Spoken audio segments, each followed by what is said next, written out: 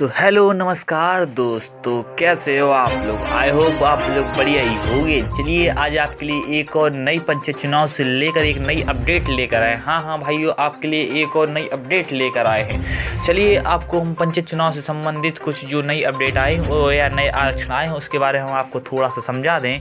Supreme court panchayat चुनाव supreme court ने आरक्षण के लेकर कई सारी लड़ाई झगड़ा चल रहा है, ऊपर जानिए, और इसमें कई सारे पेच दाव खेले जा रहे हैं। हाँ, आपको ये न्यूज़ बतलाने से पहले आपसे निवेदन है कि अगर आपने अभी तक हमारे चैनल को लाइक सब्सक्राइब नहीं किया तो सब्सक्राइब कर लीजिए और साथ ही बेल आइकन को दबा दीजिए और साथ में उसमें बेल आइकन को ऑल पर प्रेस कीजिए ताकि हमारे वीडियो के आने वाली नोटिफिकेशन आप तक जल्द से जल्द पहुंचे। चलिए बढ़ते हैं आज की ताज़ा खबर की ओर। मध्य प्रदेश में जो आज नई पंचायत चुनाव को लेकर जो आरक्षण वगैरह किए जा रहे हैं उनको हम आपसे विदित करो। मध्य प्रदेश के लिहाजे से बात करें कि एमपी में 16% एसटी वर्ग के लिए, 14% ओबीसी वर्ग के लिए और एसटी वर्ग के लिए 20% आरक्षण रिजर्वेशन है, जो कि संविधान के दायरे में आता है। इसी पर प्रिया सिन्हा ने कहा कि मध्य प्रदेश में पंचायत चुनाव को लेकर ओबीसी आरक्षण को लेकर पेंच फंसा हुआ है। सर्वोच्च अदालत में ओबीसी रिजर्व सीट को सामान्य घोषित कर चुनाव कराने के निर्देश के बाद पंचायत चुनाव टल चुके हैं। सरकार ने कहा बिना ओबीसी आरक्षण के चुनाव में नहीं कराए जाएंगे। सरकार ने इसके लिए सर्वोच्च अदालत में पुनर्विचार याचिका के दायरे की, जिस पर अब 17 तारीख को सुनवाई होगी।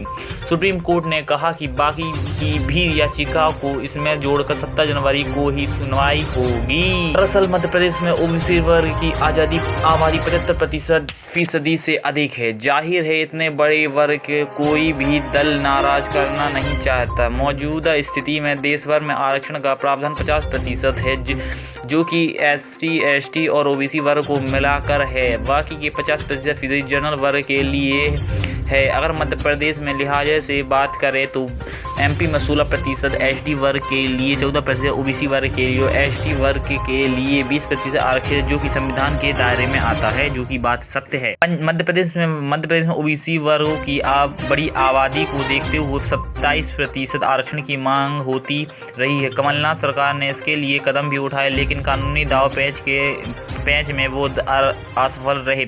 अब शिवराज सरकार की कोशिश है कि ओबीसी वर्ग को 27% आरक्षण मिले, लेकिन अगर ऐसा होता है तो 50% कुल आरक्षण के प्रावधान को उल्लंघन किया जाएगा, क्योंकि अगर ओबीसी वर्ग को 27% आरक्षण मिलता है तो कुल आरक्षण 63% हो जाएगा, जो तय प्रावधान में से 13% हो जाएगा।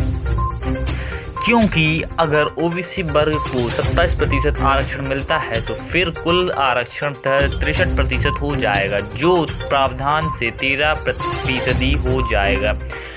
ओबीसी वर्ग की भर्ती में जो एक पेंच फंसा हुआ है नजर आया है, वो कोई भर्तियों पर जबलपुर हाई कोर्ट ने स्टेज भी लगाई। हालांकि बाकी की भर्तियों पर शिवराज सरकार ने ओबीसी वर्ग को राहत देकर लाभ पहुंचाया।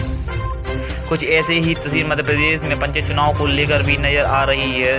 रोटेशन और परिसीमन को लेकर जबलपुर हाईकोर्ट ने लेकर सर्वोच्च अदालत में तमाम याचिकाएं गए तो उसमें कई बिंदुओं को जिक्र किया गया था और आरक्षण इन सब में प्रमुख था। याचिकाओं ने यह कहा कि संविधान के तहत हर वर्ग को प्रतिनिधित्व का मौका मिलना चाहिए। वही सुप्रीम कोर्ट ने भी सरकार को संविधान के दायरे में रहते हुए आरक्षण का मामला सिर्फ मध्य प्रदेश का ही नहीं बल्कि महाराष्ट्र का भी है। 27% ओबीसी आरक्षण का सर्वोच्च अदालत के रोक टोक दी। कोर्ट ने कहा कि आरक्षण देने से पहले एक आयोग का गठन होना है जरूरी है।